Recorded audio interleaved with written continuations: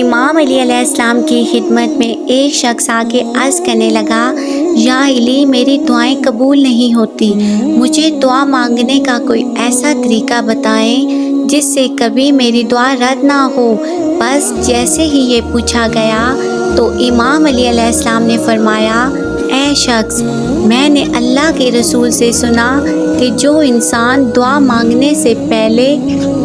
اللہ کی کسی دوسرے بندے کے لیے دعا مانگتا ہے اور پھر اپنے لیے دعا مانگتا ہے تو اللہ وہ دعا کبھی رد نہیں کرتا، اور اگر چاہتے ہو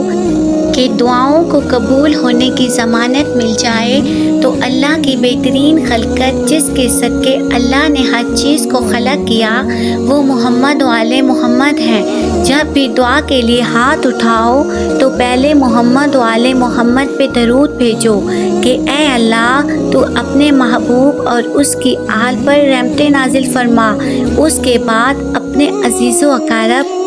اور وہ مخلوقات جو تمہارے آس پاس رہتی ہے اس کے لیے دعا مانگو، اور پھر اپنی دعا اللہ کے دربار میں پیش کرو۔ جیسے ہی فرشتے تمہاری دعا کو اللہ کے دربار میں پیش کریں گے تو اللہ یہ کہے گا کہ اس کا دل میری مخلوق کے لیے نرم ہے، اس کی آنے والی تمام مصیبتوں اور پریشانیوں کو ختم کر دو، اس کی تقدیر کو روشن کر دو، اور فرشتوں کو حکم دے گا کہ یہ میرا بندہ